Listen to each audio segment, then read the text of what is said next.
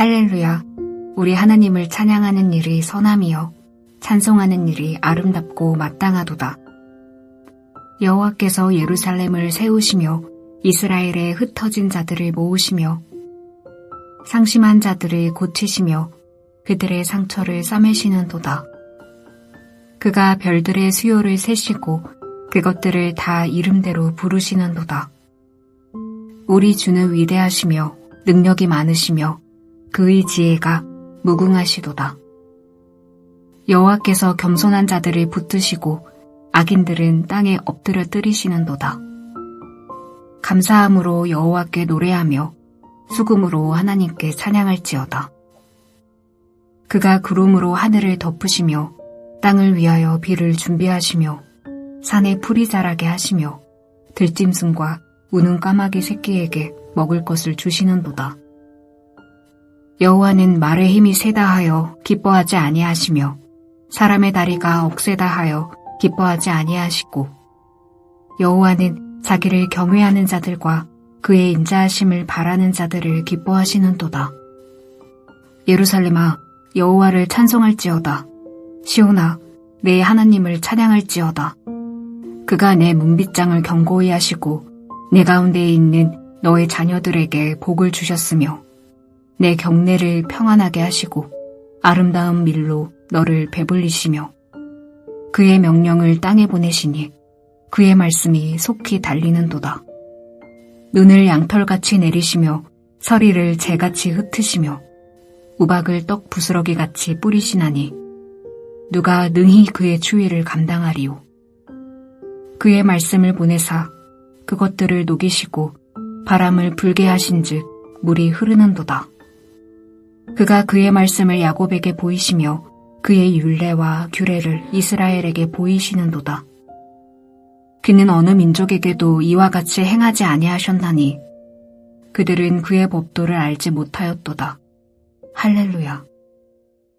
오늘 본문 2절과 3절을 보면 여호와께서 예루살렘을 세우시며 이스라엘의 흩어진 자들을 모으시며 상심한 자들을 고치시며 그들의 상처를 싸매시는도다 라고 하는 것으로 보아 본문의 배경은 하나님이 이스라엘 백성들의 죄로 인해 전쟁으로 심판하시고 포로로 잡혀가게 하셨지만 다시 불러 모아서 예루살렘을 재건하시는 것을 보여줍니다.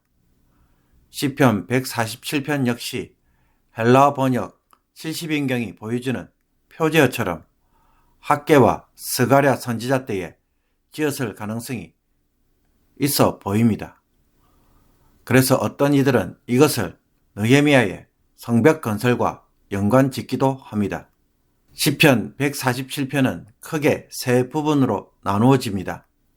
세 부분 모두 동일하게 하나님을 찬양하자라고 선언한 후 그 이유는 하나님이 이런 분이시기 때문이다 라는 구조로 되어 있습니다. 먼저 1절에서 6절까지를 보면 할렐루야 우리 하나님을 찬양하는 일이 선함이여 찬송하는 일이 아름답고 마땅하도다 라는 말로 시작합니다. 시인이 보기에 하나님을 찬양하고 찬송하는 것은 얼마나 선하고 아름다운지 성도가 그렇게 하는 것이 지극히 마땅하다는 것입니다. 그 이유는 2절에서 6절까지 소개되어 있습니다. 무너진 예루살렘 도성을 다시 세우시고 흩어진 자를 모으시며 상한 마음과 상처를 하나님은 싸매어 주십니다.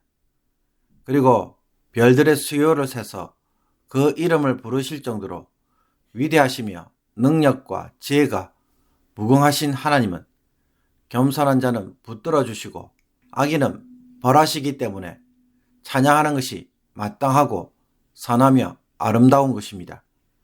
두 번째 부분은 7절에서 11절까지로서 감사함으로 여호와께 노래하며 수금으로 하나님께 찬양할지어다 라는 말로 시작합니다. 이번에는 노래와 수금 즉 악기로 하나님을 찬양하자라고 외칩니다. 그 이유가 무엇입니까? 하나님은 하늘의 구름에 비를 담아서 산에 풀이 자라나게 하시고 들짐승과 우는 까마귀 새끼에게 먹을 것을 주시는 자비로우신 하나님이시기 때문입니다. 그리고 하나님은 강한 자들의 자랑에 주목하시는 것이 아니라 하나님을 경외하고 그 인자하심을 바라보는 자들을 기뻐하시는 분이시기 때문입니다. 약육강식의 논리에 따라 움직이시는 분이 아니라 약한 자들의 소리에 귀를 기울이시고 자기를 찾는 자를 좋아하시는 분이신 것입니다. 세 번째 부분은 12절에서 20절까지로서 예루살렘아 여호와를 찬송할지어다, 시온아 내 하나님을 찬양할지어다 라는 찬양으로 시작합니다. 여기서 찬양하도록 부름을 받은 대상은 예루살렘과 시온입니다. 예루살렘이 하나님을 찬양해야 하는 이유는 하나님은 예루살렘 성의 문 빗장을 견고하게 하시고 그 안에 거하는 자녀들에게는 복을 주시며 아름다운 밀로 배부르게 하셨기 때문입니다. 하나님은 예루살렘에 이름 그대로 샬롬을 허락하여 주심으로 평안과 복을 누리게 하시는 분이신 것입니다. 이것은 하나님만이 예루살렘의 안전의 기초이며 샬롬을 베풀 수 있는 유일한 분이심을 드러냅니다.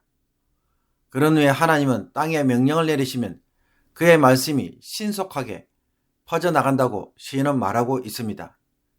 이것은 첫 창조 시에 하나님이 명령하시자 그의 말씀대로 그대로 성취되는 것을 떠올리게 합니다.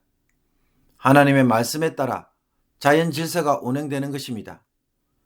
하나님은 양털 같은 눈을 내리시고 먼지처럼 서리를 흩으시는 분이십니다.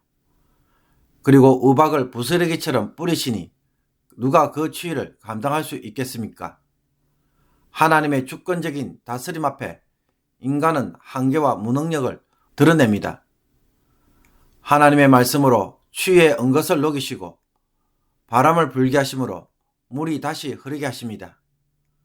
하나님의 말씀으로 피조 세계의 질서가 유지되고 있는 것입니다.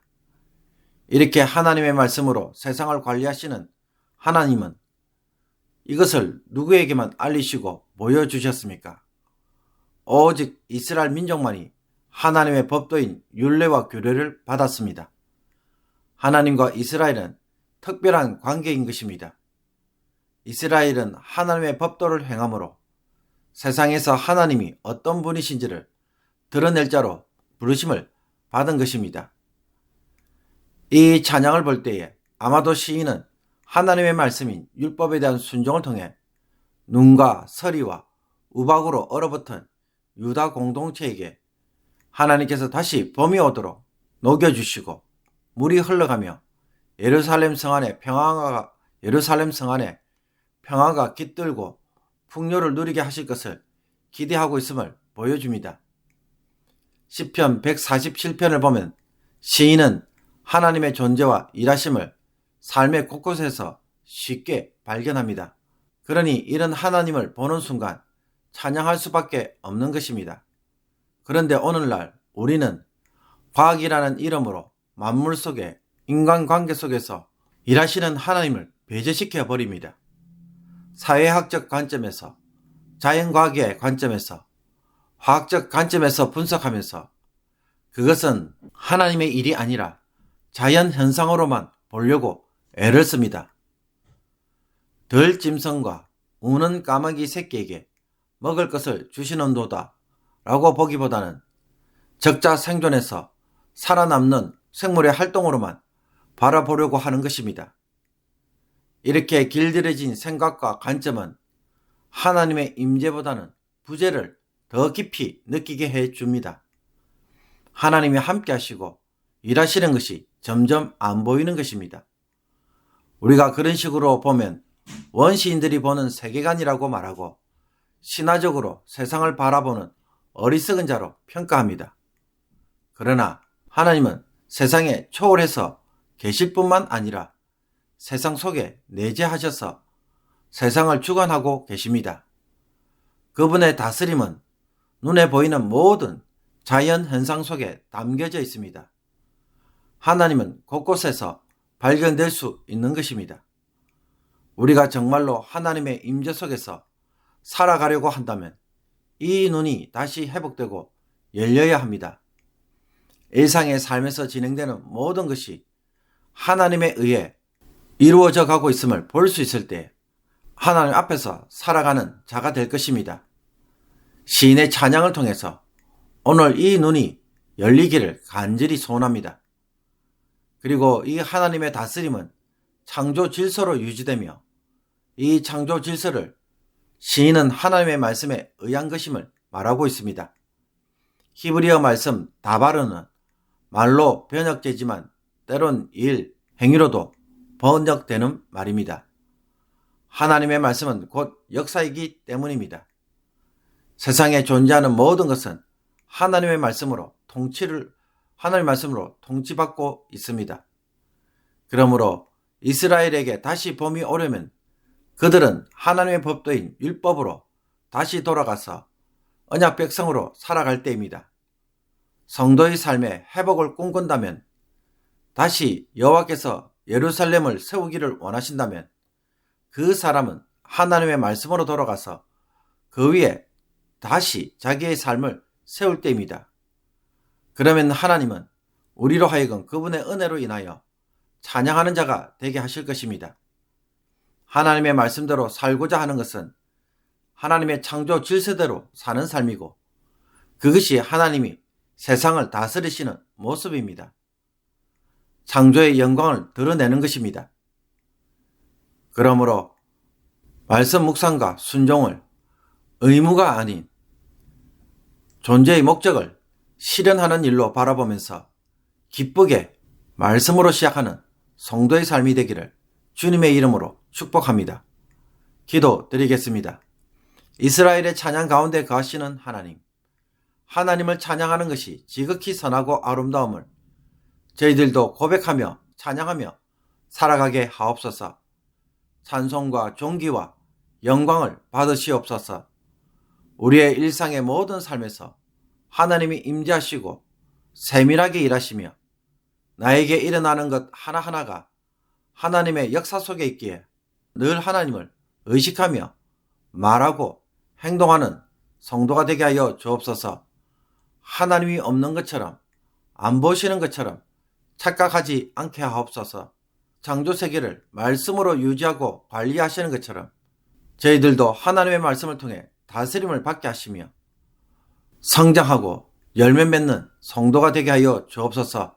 이스라엘 백성처럼 여호와의 말씀으로 제대로 빚어지는 하나님의 백성이 되게 하여 주옵소서. 예수 그리스도의 이름으로 기도하옵나이다. 아멘.